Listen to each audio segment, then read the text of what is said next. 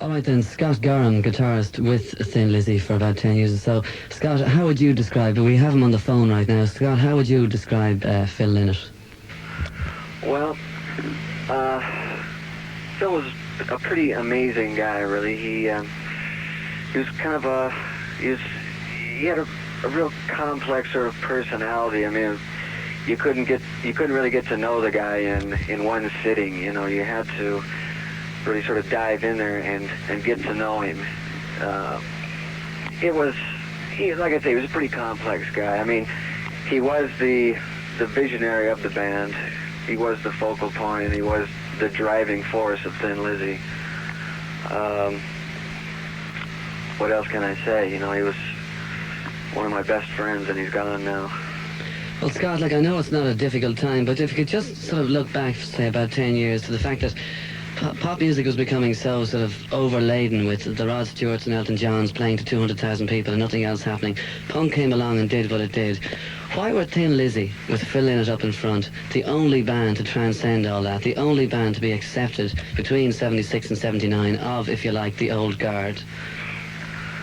Well, I mean, the people that you're talking about were, I guess a lot of them really enjoyed the idea of setting themselves up on the rock and roll pedestal and enjoyed really being, you know, that much above their audience, where we enjoyed just being who we were and having complete contact with everybody that we played with. I mean, every night that we came off stage, we would have people come backstage so we could talk to them and sign autographs or whatever they wanted, you know.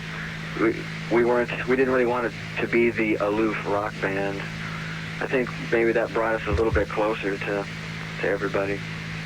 Yeah. And what about collaborations then? I mean, were you very happy to be involved even with collaborations with sort of a lot of the punk type musicians? I mean, some of the Sex Pistols, the Greedy Bastards, all that.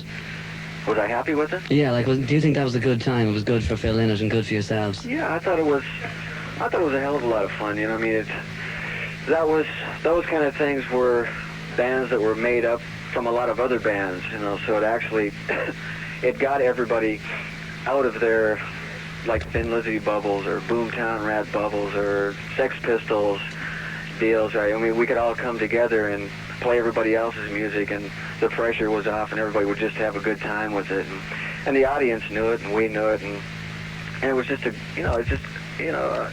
great thing to do. You know, everybody had a good time with it. It wasn't important, you know, so everybody really had a good time doing it.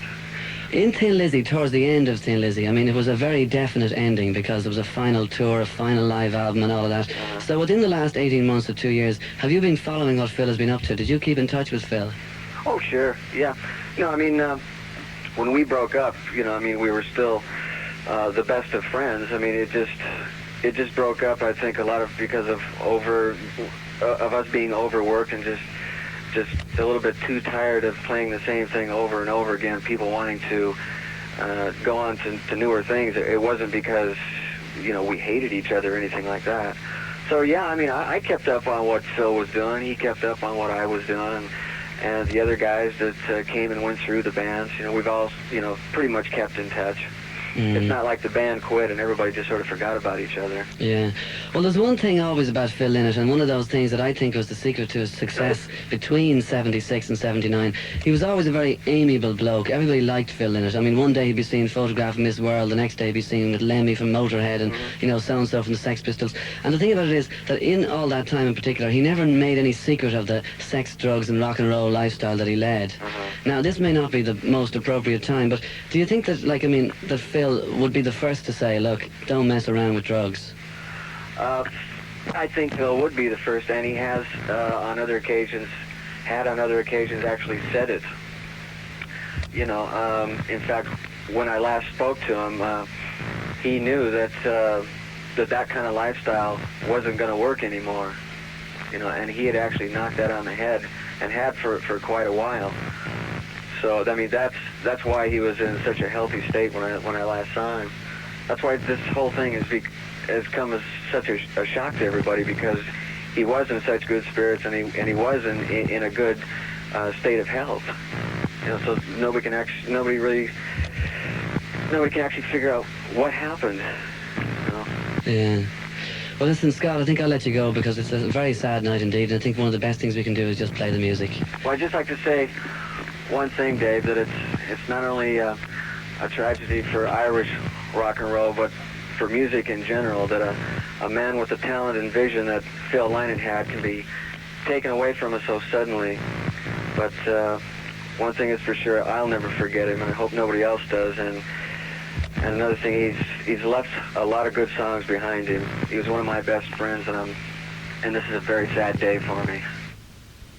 That's Lizzy guitarist Scott Gorham on the phone there. Leo Enright a few minutes ago, or about an hour or two ago, spoke to Lizzy drummer Brian Downey. Well, I don't know how to express my feelings at the moment. I'm completely shattered. I can't really believe what's happened. I was speaking to Phil 12 days before Christmas, and we were supposed to get something together in the studio in London. In fact, it was this month. He was going to book 2 or 3 weeks in the studio to record some of these songs, and his record company wanted a new LP, and he asked me to play on the LP, so I said yes, of course. And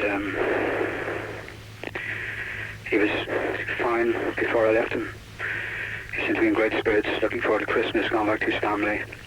And he said to me at the end, he said, I'll see you in the new year, we'll have a good recording together. But I can't believe this happened. It's unbelievable. Now, there's no doubt about it that people are aware that he had some truck with drugs over time. Is there any feeling on your part that was finally responsible for this? Or? No, when I was speaking to him, he was fine. He had a few drinks. I mean, everybody does around Christmas time, but as far as I could see, he was off drugs. Phil really didn't touch many drugs over the years. It's nothing to do, I don't think, with drugs. You feel all the talk of drugs, a drug problem, or it was an exaggeration? I think maybe it was an exaggeration up to a point. With Thin Lizzy, we never really indulged. We took a few drinks, but Thin Lizzy broke up. I don't know what happened after that, which was around 2 or 3 years ago. We used to do a lot of tours together, and taking drugs in that situation just does not work. We could never go on stage and play the way we used to play. We used to have a few drinks, okay, fine, but I never seen Phil take many drugs. Now, you must have very, very many memories of Phil Lynott, both in the Thin Lizzy days and going back way back to the Black Eagles in the mid-'60s. So what's your outstanding recollection of the man? Well, I knew Phil since school. He always had a very great talent for writing music and words. He was one of the best lyricists I've ever heard. Even around 65, 66, he was writing songs like Aging, which was dedicated to his grandmother. And in fact, that's on the very first Thin Lizzy album. He had a stack of songs around them. And other than, in fact, later we recorded a couple on some later Thin Lizzy albums. Some were on Fighting, which was, I think, was the 3rd or 4th Lizzy album. And he had so many songs, really good songs and great lyrics. I think even today, some of those songs stand up to most of the major bands around the world today. Lizzy drummer Brian Downey talking to Leo Enright earlier on this evening. Phil Lynott died today, may he rest in peace. And myself, Dave Fanning, and producer Julian Vignoles. Good night.